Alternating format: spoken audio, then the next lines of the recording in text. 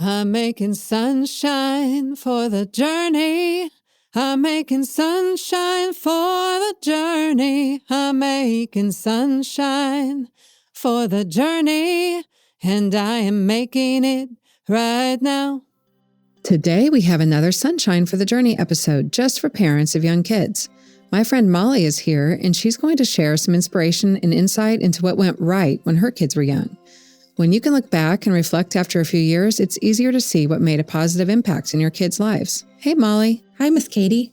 Can you tell us about something that you and your kids loved doing together when they were young? Sure. I spoke with my oldest last night. She's 17, just to pick her brain. And she named a park, the Train Park. When we lived in Arizona, it was a park that had a miniature train and a track that ran all through the park and playgrounds and old buildings, and the kids could climb and run. So that was the first thing she said. And then the second thing she said instantly that I agreed with too was the San Antonio Zoo. When we lived there, we would go 1 to 2 times a week and spend as much time as the kids wanted. And then we would take the train around the exterior of the zoo and have popcorn and just look at all the sights going on around the zoo and then go home. And that was the end of it. As far as just free fun things around the house, she said the water table, just playing in water, I'd fill it with water or dried oats or anything that we had that they could just touch and feel. And then playing in the backyard, and chalk on the driveway was another favorite thing, and swimming and just reading books. We read a lot. Sounds like you spent a lot of time outside. We did. That was always my goal, was to get them tired so that they could take good naps, because they weren't good nappers. Yeah. So we would be outside. Mm-hmm.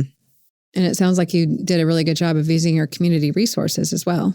I did. I just wanted to take advantage of the cities that we lived in. We lived in a couple different ones. The things that were available for young children, I just like to get out and do those things. That's great. Yeah. What did you love to do when you were a kid? I was an old mom. So when I was a kid, it was late 70s, early 80s. And honestly, we played outside. When I was really young, my mom and dad lived in a smaller town and they had one car, and my mom stayed at home with my brother and I. So we walked everywhere. And I remember her telling me she would put us in the stroller in the morning and we would walk to the library. And I remember spending a couple days a week at the library for story hour, or just having my mom read to us. We'd check out all the books and then walk back home. Or we would walk to her friends' homes and we would have play dates with the friends' kiddos, and then we'd walk back home. And then just as I got older, it was a lot of riding bikes and swimming, but we were outside a lot. It sounds idyllic, honestly. It was great. It sounds really nice. Can you share something that your kids love doing with a grandparent? You know, I talked to them again. I wanted to pick their brains and see what they remembered. It's different things with different grandparents. Mm-hmm. So my daughter loves to fish now, and we have always gone up to a lake in Minnesota and meet with all of our family. And they love to fish with my dad, Grandpa Lore.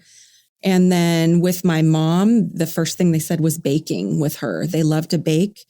And now that they're older, they like to go on walks with them and listen to their stories from when they were younger. Those are the things that they mentioned that they loved. Those all sound like really special experiences. Yeah. Well, I know you're really passionate about kids reading. Do you have a good reading memory from when you were growing up? Kind of what I mentioned was being in the stroller, my mom walking us to the library and checking out the maximum number of books that we could get, and then putting them in the bottom of the stroller and walking home. And my mom was in early childhood education. She was early childhood special education. And so she had such a great foundation of knowledge for what was really good for kids, birth through age 7 or 8. And literacy development was huge for her. So even though she wasn't drilling us on letters and numbers and those kinds of things, it was very organic, the way she did it, reading books over and over again and having favorite books and talking about the stories. And she really instilled such a value in literacy in me, for sure. And then I grew up and became a teacher, and just the reading with her and having those favorite stories. Mm-hmm. I had the same situation in that my mom was also a teacher, but she was a high school English teacher. But we also went to the library all the time and got a massive stack of books. And I just loved having the different books and the chance to be on her lap and having her read me a story and looking at all the illustrations. And then I also had a big set of books at home. And I remember, oddly, they were in a cabinet in the kitchen, but they were just right there where she was doing her work and I could access my books. It seems like I would have been really underfoot, but that was where they were. And I just loved reading so much and can still remember some of those illustrations in the books that I had at home that we read again and again. I love it. Well, how about when you had young kids? Do you have some reading memories from those days? Oh, gosh, absolutely. I remember with my first, of course, you want to do everything perfectly, but when she was probably 3 or 4 months old, I can remember sitting in her nursery in the big rocking chair, and I had all the classics, Runaway Bunny, The Big Red Barn, Goodnight Moon as board books that I'd gotten, as baby gifts. And I would sit in that chair with her and just read, even though she was only 3 or 4 months old. I continued that as long as she, probably 6, 7, 8, when she would still be able to sit still with me. But just reading to them when they were so little, and then watching them start to imitate and mimic, as they were closer to 1 or 2, just grabbing the book and turning the page and understanding that, left to right and just all the things that go with reading, that they'd start to pick up, making noises as they turn the page or talking about the pictures. That just made me feel so good. Like, okay, good. We're on the right path here. But it was just fun and snug. I just loved cuddling the kids and I miss it. I know. I wish I could just have that experience again. Just for a day. I know, seriously. Why is making time to read at home so important? Oh my gosh. I learned these things, obviously, in my undergrad work, becoming a teacher. And then we didn't have kids until later. So I was in the classroom for all these years before I even had kids of my own, just trying different things and learning more and more the value of reading. But first of all, I just see it as such a bonding experience with parent and child. There's just such a connection, your close proximity, they hear your voice, they see your face. And again, that goes back to when they're so young. And then also, without even knowing, you're modeling reading as a positive activity and something that hopefully is instilled in them. And even though I don't personally read as much as I'd like to, I want to. And so I'm hoping my kids develop that as well. And then just literacy development, it's connecting that letters make individual sounds. And then you have clusters of letters that form words. And then just learning those patterns of left to right eye movement, reading fluency, intonation, vocabulary enrichment was a really big thing. And not to boast at all, but that's always the area when my kids have standardized testing, they always score the highest on vocabulary. And I know that is from all those years of reading and then coming to a word and talking about it or talking about something going on in the story. And conversation development is another big thing for them. Brain connections and scaffolding building. They're building upon the things that they learn, they might hear in a story and then have a discussion about it. And then they start to make the connection from the story to the world around them, which is really cool. And then I think too, it promotes real world interests. My son, who's now 15, loved construction equipment. And so we had scads of books on stories about tractor or whatever construction site. And so then it went from that to we'd be driving somewhere and we'd see a construction site, an active construction going on. So we'd pull over and we'd sit in the car and we'd talk about what each piece of equipment was. And we'd relate it back to the book that we saw it in and what it can do. And it's amazing. That's one thing I really want parents to know, how rich that act of reading is for kids. So rich. I was just thinking about how so many stories then give you an opportunity to think about that real world experience that you've had. Maybe it brings up a story from your own childhood or any point in your life, or maybe it can help them process something that's happening in their world, whether it's with a friend or a sibling or even a parent, and it can be an opening to have those discussions. Absolutely. Well, do you have any other advice for parents with young kids? I think looking back, I just want parents to value their time with their kids and be present. It's so easy to get caught in a phone call or in something you're watching on your phone. And you have to be so cognizant of my child is right here and be with them, let the phone call go or watch the show after they've gone to bed. Even I think about going on walks with them in the stroller and not have my phone on, just not have it. And granted, this has been 10, 12, 15 years ago, but just talking about all the noises and the things and what you see going on around you while your child's in the stroller and while you're on the walk, how valuable that conversation is. And that can't happen, if you're talking to someone else or you're, listening to a podcast while you're walking. Be present with your kiddos. I think that's just so important. Yeah, that's huge bonding time. I think also being able to look eye to eye, absolutely, and heart to heart, and when there are distractions, you aren't doing that for sure. Absolutely. So just trying to maximize those opportunities. I feel lucky that I think smartphones were coming in right at the time I had young kids, and I could see other people all looking at their phones. Now I do it too, honestly.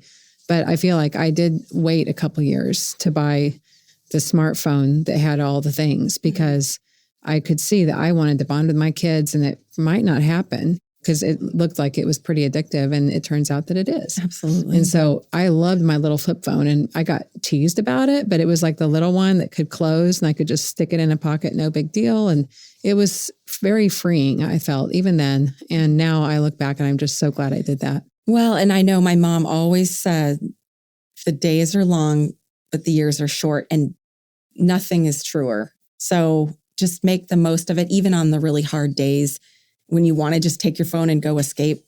I would take a hard day just for an hour so I could have some time back in that time when my kids were so little. So, yeah. Yeah, it's very precious time. Well, is there anything else you'd like to share?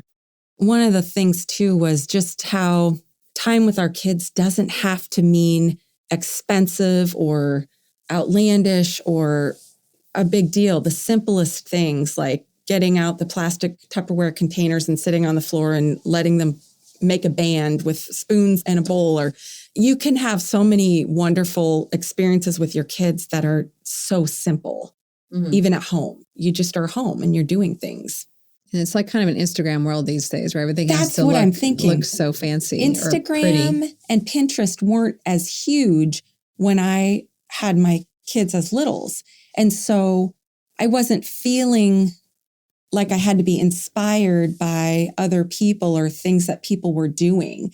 And I didn't have to go and be a big part of a mom's group to make fun experiences with the kids. I did a lot of things at home with them that were easy and fun. And, like Paige saying she loved just playing in our water table in the backyard, or we had a swing set just out there swinging, playing pirate and pretending by ourselves. It was just the kids and I, or digging in the yard or whatever they wanted to do. We just did it. Or baking, little David would wake up at 5 a.m. I'm like, oh my gosh, here we go. Another day. And so I'm like, well, we can bake. It's quiet. Everybody else was upstairs sleeping, and we would just make muffins for the morning. And my mom started calling him the Muffin Man because we made muffins probably twice a week. And it was just home. And he remembers, and it was great. I just appreciate the time being with you today and getting to just reflect on that part of my life that I just loved so much. In the moments, it's hard, right? It's so hard, but it's so beautiful at the same time. Absolutely. It's so impactful. Yes. For you too. We're growing up too as adults. Yes. Oh my goodness. Yes. Learning all the time. Definitely. Absolutely. I think that's it. We're all works in progress, the little ones and the big ones, and we just keep going. Yes. Well, thank you so much for joining me today on the Ready, Set, Go show, Molly. Thank you for having me. I loved it. And thanks to all the parents who are listening. I hope you feel inspired to make some sunshine for your family's journey today. Know that you are doing some very important work when you give your kids a hug, make healthy meals, play, or read books together. You are making the world a better place every time you choose to bond with your children and give them a sense of safety and love. Shine on, friends. I'm making sunshine for the journey. I'm making sunshine for the journey. I'm making sunshine for the journey. And I am making it right now. And then I watch the news and think, well, where do I even begin? And then I think again, if not me, who? And if not now, when? If not me, who? And if not now, when? So I'm gonna put one foot in front of the other, 1 foot. I'm gonna put 1 foot in front of the other, 1 foot. I'm gonna put 1 foot in front of the other, 1 foot. Yes, and I'll be on my way. Yes, I'll be on my way. How you gonna make sunshine? I'm going to open my mind. Do what makes me smile inside. Then I'll share my smile with you. And like a wave, it will reach others too. I'm gonna put 1 foot in front of the other, 1 foot. I'm gonna put 1 foot in front of the other, 1 foot. I'm gonna put 1 foot in front of the other, 1 foot. Yes, and I'll be on my way. Yes, I'll be on my way. And I'm making sunshine for the journey. I'm making sunshine for the journey. I'm making sunshine for the journey. And I am making it right now. Say that again. Yes, I am making it right now. One more time. Yes, I am making it right now. Sunshine. The Ready, Set, Go show is part of the Possibilities podcast platform.